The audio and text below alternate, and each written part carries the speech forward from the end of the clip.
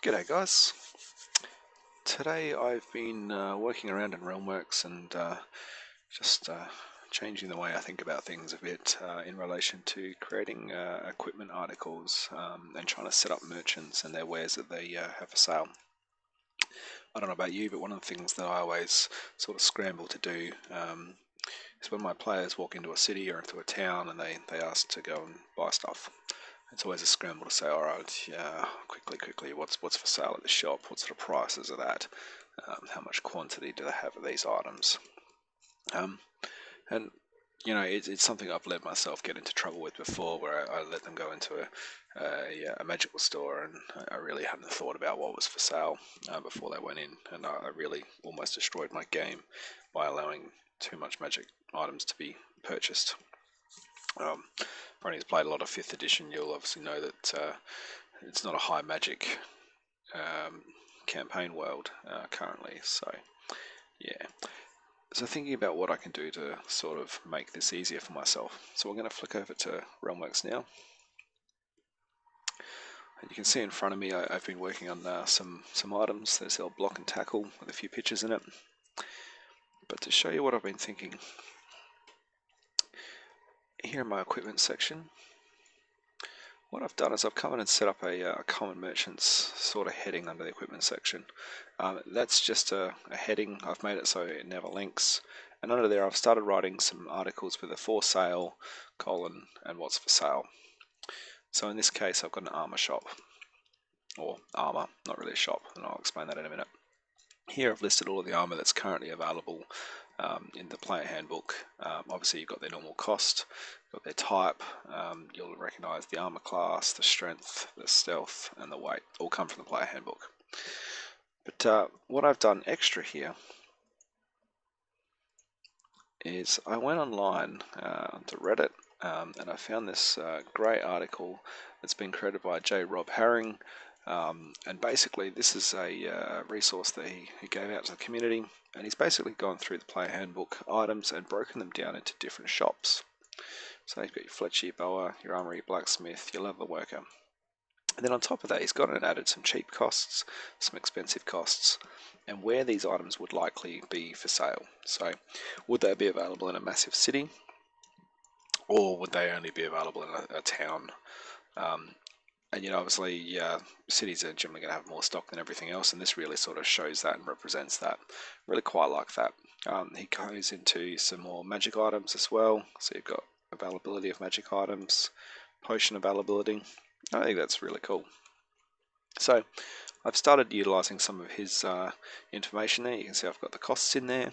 And then what I've done down below is basically, I've got my purchasing armor. Oh, sorry.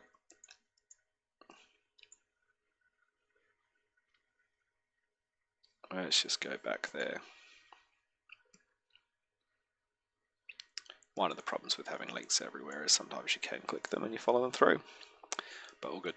So what I've done is I've just copied in the player handbook details for armor into this one. And the reason why I've done that is generally when I'm selling something is when my players are going to ask me a question about it. So having this information available here as I'm selling the armor is going to be quite useful. Over in the blacksmith section, you can see I've done the same thing. Very similar, but I haven't got all the information yet. And the reason why is I've actually created separate articles for all these items. So if I click on ball bearings, you can see information about ball bearings. Player visible. If I click on the block and tackle,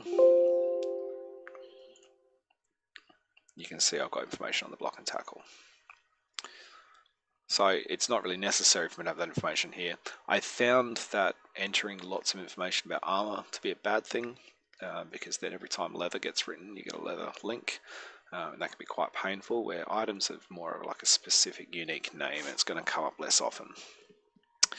Alright, so what I'm doing then is obviously going through and making these things here, so that when I'm over in my world, I can use them a bit more freely. So we'll save my changes there. So if we're looking at Ferron,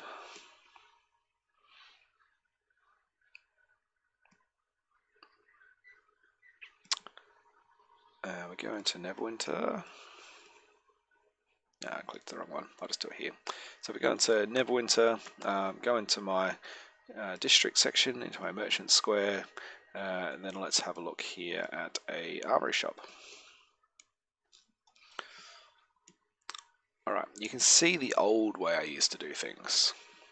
I took a picture from the player handbook and I've got it in there, or I could enter that at a table. Don't like that anymore, so I'm going to delete that.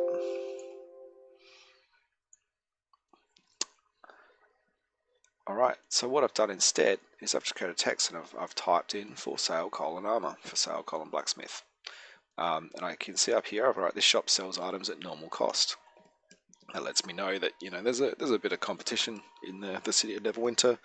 There's probably people that undercut, there's probably people that sell at normal. This guy's selling at normal cost. So if I want to see what armour he's got for sale, I just click the sign, that takes me through to here. Now the benefit being that, you know, let's say that I wanted to go and do this at a town. Let's go town. If we looked at the town of Longsaddle, I could create a merchant and his armory.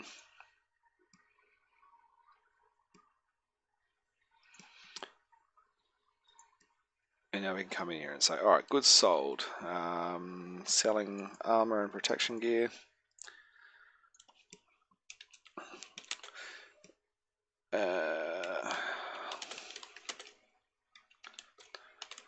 Expensive cost due to the issues with importing items from local city. Alright, and in here I can just go for sale armor. Alright, now we've got a new shop and I've got a table that I'm reusing over and over again, but my cost is different. And I just think it's simple, it's easy. It means I don't have to go and rewrite the equipment list in every single shop that I make. It gives a bit of variation for the players in that they're going to see a price fluctuation. You could obviously add a few more columns with different price ranges if you wanted. Maybe I'll have like a column called extortion rate and just literally charge twice as much for everything. You know, it's a possibility. For anyone obviously that has seen my videos below, you'll see that I have my person that runs my shop underneath my shop, like is actually contained within. I've got a relationship there. I have started using the relationship tab, so in this case here I would actually create a relationship between this guy. So he's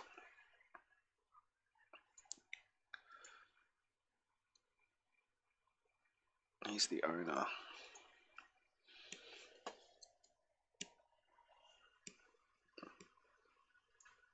And we'll go over here.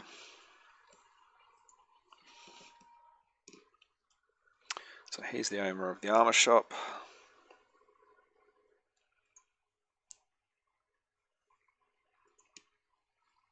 And there you go. We don't need to create that link. So he's the owner of the armor shop, and you can see that once the players learn that, you can obviously create another relationship there and make them available for it. Save that change. And so very quickly you can see I've got an NPC, you know, he's running the shop. I've taken these from another book that I purchased, skins or something, I can't remember. I've got the person running the shop, I've got the items running the shop, I've got variation in price points if I want it. It's all at my fingertips very quickly.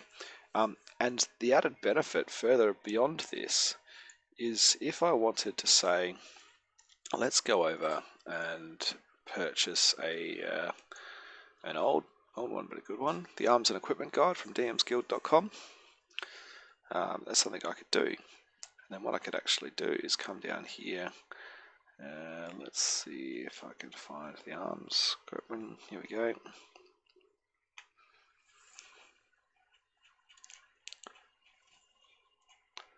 Weapons and new armoring. Alright, let's say that I wanted to implement the bark armor from this system. I could literally come into the armory. Probably not going to find this type of armor in this place, but you know, for the point of it. Bark armor is now for sale. It's light. Cost is 5 GP. So if I go on the other ones underneath, we're going with an 8 there. Armor class bonus is a +2. So this is where things get a little bit different. So if we're going on a +2, I go at 12. Could be wrong there. All good.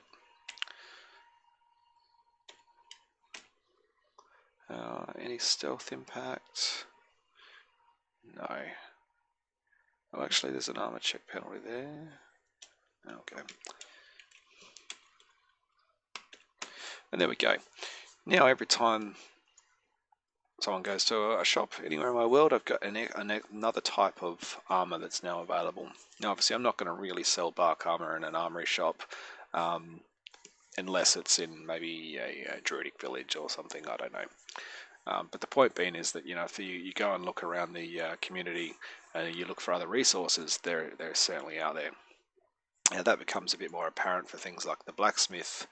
I've started actually entering the arms and equipment guide. So if you wanted to see the items, I can obviously actually start introducing these into my game. And the benefit being, you know, it's going to be something that's going to tie in almost fluidly. Because I'm starting with this list at the top here, and I'm going to list everything from here of what's for sale in that generic type of shop. I don't need to, when my players go into a shop, come back into my mechanics and go through a list and say, oh, this would be for sale and this would be for sale.